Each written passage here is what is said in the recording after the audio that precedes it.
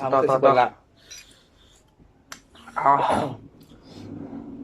Oh no!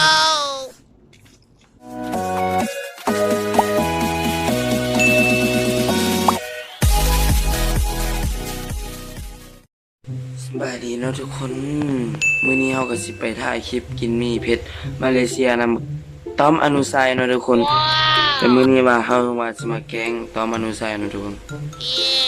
เฮาจะใส่มะเผ็ดเพิ่มขึ้นอีกเนาะมะเผ็ดมีเผ็ดมาเลเซียมันเผ็ดแห้งขึ้นสำหรับเฮาคือตั้งเฮ็ดให้มันแห้งขึ้นสำนั้นนะทุกคนแซ่บดากต้อมเดี๋ยวเฮาไปกันเลยนะตอนนี้เฮาจะไปอาบน้ำก่อนเดี๋ยวเฮาจะไปบ้านต้อมแล้วทุกคนบายตอนนี้เฮาก็มาฮ้อนเงินบักต้อมเป็นที่เรียบร้อยแล้วเราจะมีวิธีแกงมันนะทุกคนไปเบิ่งกันเลยตอนนี้เฮาจัดฉากกันเด้ไปแล้วตอนนี้เฮาก็อยู่ในห้องแล้วตอนนี้ออกไปนอกเดี๋ยวเฮาจะเห็นได้ว่ายังบ่ฮู้สวิธีแกงนี่ เดี๋ยวมื้อนี้เฮาสิมากินหมี่เผ็ดมาเลเซียเนาะทุกคน แต่ว่าเฮาสิซื้อมาเผ็ดคูณ2มาอีกทุกคนมากินกับหมี่เผ็ดของเฮาสิใส่ของตอมนะทุกคนตอนนี้เฮาจะออกไปซื้อก่อนเดี๋ยวมาแล้วเฮาจะถ่ายไว้กันตอนนี้ตอมมันไปจัดฉากนะทุกคนจัดฉากอันที่สิถ่ายกินหมี่เผ็ดมาเลเซียเนาะแต่ตอนนี้เฮาคิดแผนได้แล้วว่าสิแกงจังได๋เฮาจะเป็นขออาสาทุกคนต้มเนาะต้มแล้วเฮาจะใส่แจวของเฮาครึ่งหนึ่งแต่ว่าเฮาจะใส่ของตอมอันหนึ่งกับครึ่งทุกคนเมื่อกี้นี่เกือบทุกคนเมื่อกี้นี่ตอมเข้ามาเนาะมันเอาเสื้อมาให้ใส่เนาะเพราะว่าเสื้อกี้นี่เฮามันเป็นมันคือนะทุกคนแต่ตอมให้เอาเสื้อนี้มาให้ทุกคนแต่ว่าเมื่อกี้นี่เกือบตอนเข้ามาเกือบตอมหูแฟนของเฮาแต่จังได๋ก็เฮาเป็นคนต้มมาเฮาต้องเอาเด็ดๆเลยทุกคนผมตอมจะใส่น้อยเดียวเดี๋ยวมีในใจกับไปเบิ่งกันเลยเนาะตอนนี้เฮาก็จะไปเปิดซ่องเนาะทุกคนแล้วพวกเฮาจะไปต้มแต่ว่าตอมจะไปต้มคนเดียวเนาะทุกคน Oh ไปเบิ่งกัน no! เลยบ๊ายบายทุกคนตอนนี้ตอมมันสิมาต้มมีน้ำตอมเฮ็ดได้วะมันยังมาแค่เนาะทุกคนเดี๋ยวตอนนี้เฮามาต้มมีแล้วเนาะเมื่อกี้เนี่ยเฮาอันนั้นเฮาเปิดซ่องแล้วตอนนี้เฮากำลังสิมาต้มมีทุกคนเดี๋ยวมีได้เดี๋ยวตอมสิได้เบิ่งอีกเทื่อนึงนะครับตอนนี้มีเฮาก็ได้แล้วเนาะ2ห่อโอเคกำลังจะไปเปิดซองแล้วทุกคนนี่อะไรก็จางส่งเลยนะครับต้องมากๆขอทุกคนใครที่ไม่ได้ยินก็ขอโทษขออภัยหลายๆเลยยันต้องไม่ยินทุกคนไปก่อน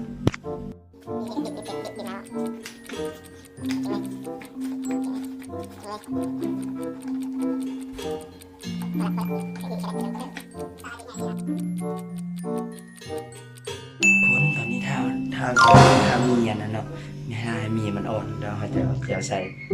คือเขาว่าอะไรทุกคนตอนนี้ยังต้องมันเรื่อยๆไปเบิกร้านครับเดี๋ยวนี้มันยังบวกทุกคนมันไปเอาของเราทุกคนอันนี้เขาไปทำมีสุกแล้วเขาจะเอาเจลตัวนี้ใส่เต็มมันแล้วก็เอาของเขาใส่อีกครึ่งหนึ่งแต่ว่าเขาจะจัดของเขาเบิกขวามันเบิกซ้ายเนาะทุกคนถ้ามีสุกเนาะเดี๋ยวถ้ามีสุกอีกเทียนหนึ่งถ้ามีสุกเดี๋ยวเขาจะมาถ่ายอีกเทียนหนึ่งได้ไปก่อนบ๊ายบายแล้วกันตอนนี้ภารกิจของเราก็ผ่านไปอย่างสวยงามทุกคนใส่เจียวกันเลยแป๊บนึงเดี๋ยวเราตั้งกล้องกันได้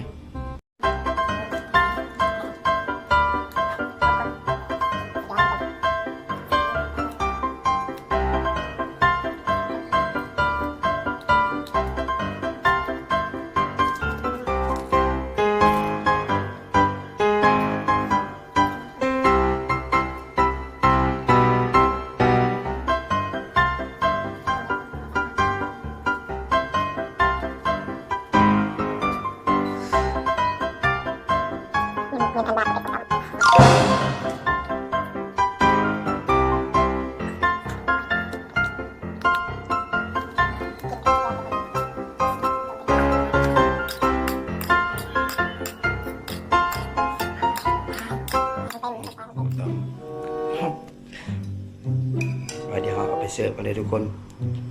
เดี๋ยวฮอตห้องเดี๋ยวเราจะถ่ายมาอีกทีนึงเด้อ สบายดี ยังแข่งอะไรยัง เท่านี้กลับมาแล้วเสียบอกกูว่ามึงกดกล้องโมเมนต์ ก็เลยวะ กดบอกกดอันโฟกัสไหมหยุด แล้วมันกระชุดไง ข้อสี่ไม่เป็นตะกินเลยทุกคน ทำไมบอกให้หยุดเลยหยุดเลยทำไม ก็ไม่น่าเลย วิญญาณ กดไหม พอทุก ได้แล้วกลับมาแล้วทุกคนหลังจากไปต้มมีนาสิกะแล้วกูว่าก็ได้ ครับ ทุกคนกลับมาแล้ว เอาเลย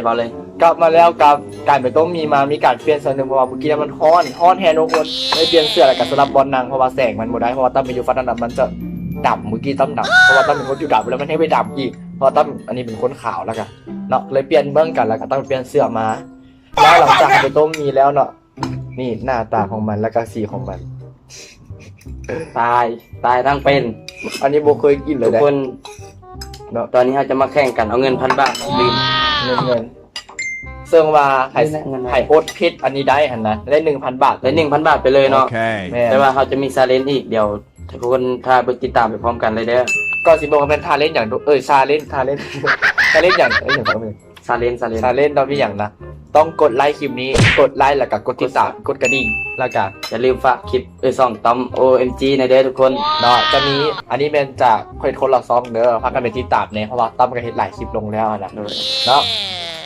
มา อันนี้เงินรางวัลเนาะทุกคน แม่น กับ iPhone 11 ไปเลยเนาะทุกคน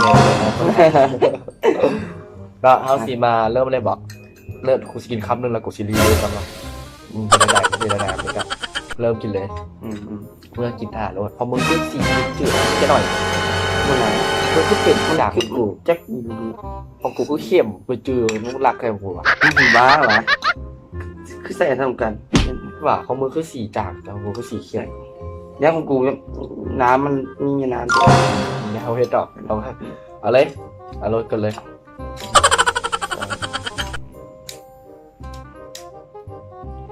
โอเคมาเฮาก็จะเริ่มกินกันเลยเนาะมากินกันเลยก็ เอาเลยนะทุกคน เดี๋ยวต้องชิบอกรสชาติว่าจะเป็นอะไรทุกคน บอกกล้ากินทุกคนตอนนี้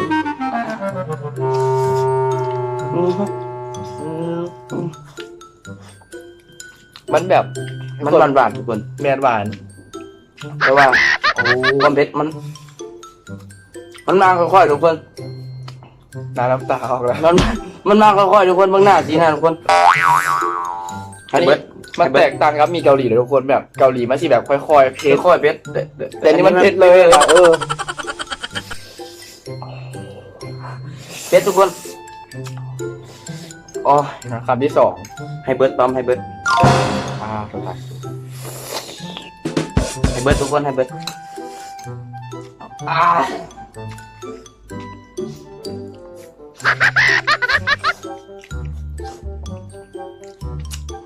ศพโอเค เดี๋ยวเขาจะให้ตากล้องซิมคนละคำแบบ จะใส่ตากล้องจิ้มเบิ้ง ตากล้องคนละคำมันจะบวเสียเปรียบกันเนาะ ตากล้อง ไป จิ้มเบิ้ง ไปนะปอเพชรอีหลีเลย เพื่อสิอดได้สูง เอาเบิ่งทุกคนห้องแอร์ได้นี่ทุกคนเบิ่งเหงื่อเอา จะปาก เผ็ดฮอตคอเลย ทุกคน ห้องแอร์ได้นี่ทุกคน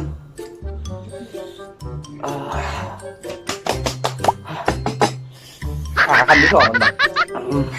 อันนี้โบได้โอเวอร์อันนี้โบได้โอเวอร์เลยทุกคน ทุกคนเบิ่งเหงื่อ เมื่อแสดงนี่อันนี้เพชรอีหลีเบิ้งศพได้น้ำตา ทุกคน มองจากน้ำนะ เหงื่ออ๋อมาเบิดชนปอทุกคน โอ้ยอย่ามัน คิดว่าจะโบเบ็ดป่านนี้ทุกคน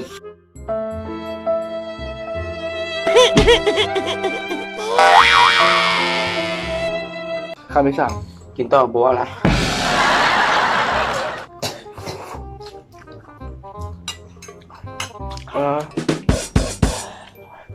เผ็ดแท้เหรอ ต่อเลย เมื่อห้องแอร์ทุกคน เปิดเบอร์ซาวคือแห้งคือแบบ16เลยนะทุกคนปกติกับปัจจุบันล้างเอาเลย เพชรอีหลีตอนเป็นคนกินเผ็ดได้เนาะกินเผ็ดเป็นเงื่อน ตั้มนี่กินเป็นคนที่กินต่ำเผ็ดได้แต่อันนี้คำเดียวคือกินต่ำบักพุงแบบคือกินต่ำปูมันแบบเผ็ดหันทุกคนฟิลนั้นเลย คนมึงเหรอ ต่อละ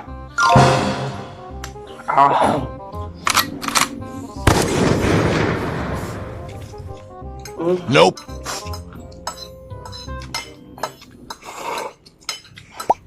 ต่อทุกคนยอมเลยได้ตามเลยยอมเลยเด็ก คัดก่อนคัด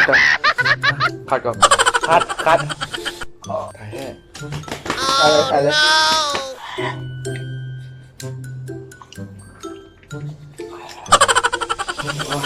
ว่างต้องเก็บถ้วย เอาเลยอีตำรวจตั้มแล้วสุดทุกคนใครสิยอมตั้มยอมมาตัวเมื่อกี้ได้ยังไม่ยอม บ่ยอมเปลืองเงิน1,000 บาททุกคน น้ำตา ไป เหงื่อขี้มูกออกอย่างนี้ กินต่อทุกคนเพื่อเงิน1,000 บาทต้อมยก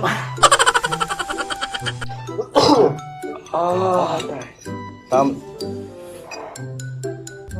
น้ำตาบ่เคยกินตำบักหุ่งแล้วน้ำตาออกทุกคนตำบักหุ่งตำอย่างบ่เคยน้ำตาออกอันนี้ เดี๋ยวตอนนี้เริ่มแจ็คกระเพาะแล้วทุกคนใครที่บ่ได้กินข้าวห้ามกินเด็ดขาดเลยทุกคนคำเตือนห้ามเฮ็ดตามเลยทุกคนเด้อ No. สั่นไปเบิดเลย เฮ็ดอีหลีทุกคนบ่ได้กินข้าวเดี๋ยวนี้แสบกระเพาะไปเลยทุกคนมียาบ่ มี นะยกไปบ่ดูว่ายอมแพ้อะไรเด้อ รู้กันแล้วน้ำตาออกโอเค1 2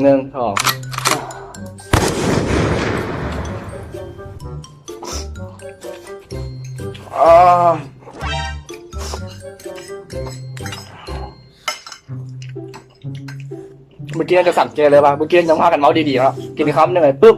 เป็นอย่างนี้เลย ทีนี้ยังเว้าใหญ่ เป็นอาทิตย์เลย ต้อมยาแล้วต้อมเป็นครั้งแรกและครั้งสุดท้ายแล้วทุกคน บอกเลยว่ากล่องจะมีกล่องนี้ราคาแบบสูง20,000ทุกคนบางห้าง25บางห้าง30แต่ตั้มใครคือตัว20,000 แต่ว่า อ๋อ ห้องแอร์เลยทุกคนอ๋อ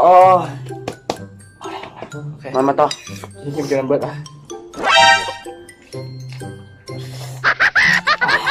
เห็นแล้วเบิดเลย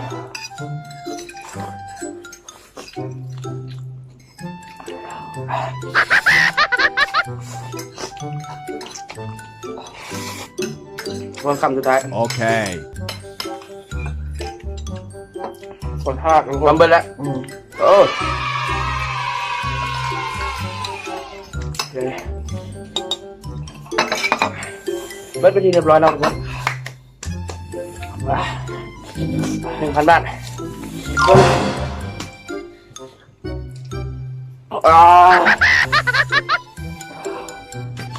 ยอมป่ะยอมไหม เดี๋ยวจะเวลา กับเวลา1 นาทีทุกคน ยังไม่ยอมหรอกถ้าเราไม่ยอมแพ้หรอกคือเราเสมอทำยังก่อนเดี๋ยวถ้าต้องมีเกมคิดกันทำยังไงทุกคนอะไรดีวะฮะซาไปเลยทุกคนแน่นอนเลยอันนี้เดี๋ยวไล่ละคู่อะไรคู่เดียวไล่1 นาทีคู่เดียวคู่เอากล้องนี่แหละน้ำยอมทอดเอากล้องมา2 กล้องเลยเวลา1 นาทีครับน้ำตาออกแล้วทุกคน สูตั้มยอมไหม ยอมแล้ว มึงอะไรยอมไหม ต่างคนต่างยอมป่ะต่างคนต่างยอมแล้วเอาไปคนละ500น้ำตาโอเคยอมกันนะ ไป โบเบิร์ดอัน ทุ ที่ กคนบ่ไหวทุกคน ยอม ลงกันทุกคน สายบนหัวแล้ว Denied. ไปกินน้ ลมก่อนมันบ่ไหวทุกคน ำ อ๋อ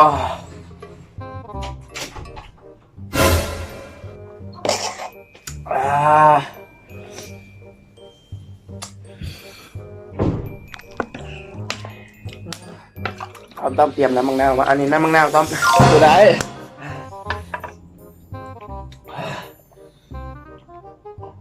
โอ้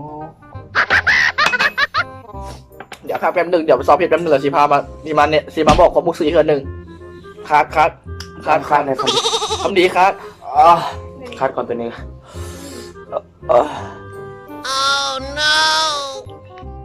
สวัสดีทุกคนนะตอนนี้เฮากะคายเครียดแล้วเนาะเขาเศร้าเพชรแล้ว แต่เฮาจะมาเฉลยเนาะทีนี้เฮาใส่มักเพชรให้ตอมหลายกว่าของเฮาเนาะทุกคน